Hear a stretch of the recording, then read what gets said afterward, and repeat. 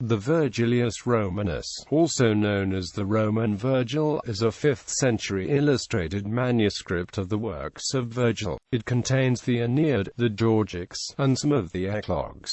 It is one of the oldest and most important Vergilian manuscripts. It is 332 by 323 mm with 309 vellum folios.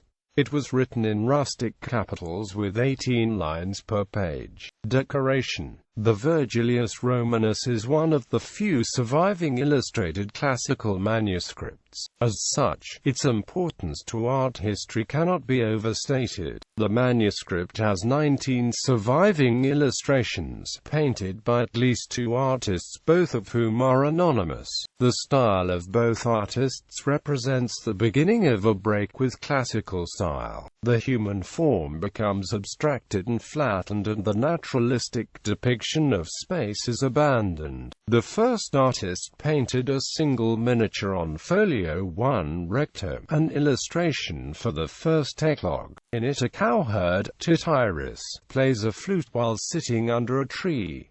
The heads of 3 cows look out from behind the tree. Meanwhile, a standing goatherd, Meliboeus, leads a goat by its horns under a tree.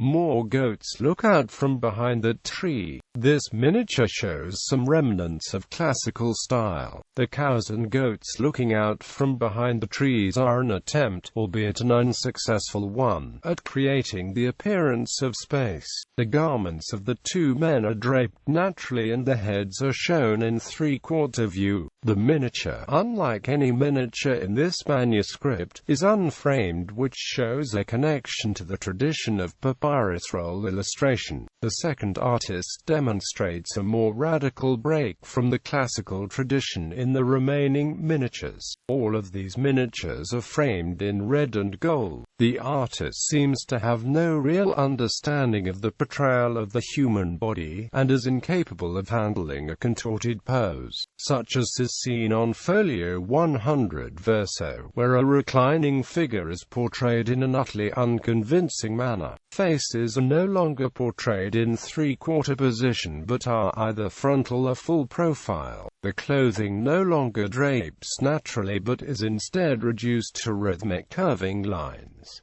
The page is often divided into separate compartments. When a landscape is depicted, there is no attempt to depict a 3-dimensional space. There is no ground line, and items are spread evenly over the field.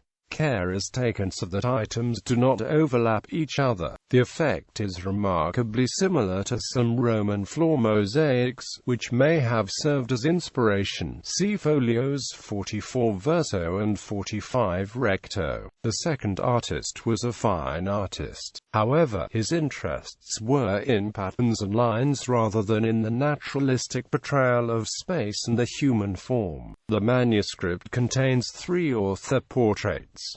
These portraits show a reliance on the early papyrus scroll tradition of manuscript portraits. They are inserted into the text column within a frame. The portraits show Virgil sitting on a chair between a lectern and a locked chest. The portrait on folio 3v has the lectern on Virgil's right on the chest on his left, which is reversed in the other 2 portraits. Provenance. The Vergilius Romanus was produced in an undetermined province.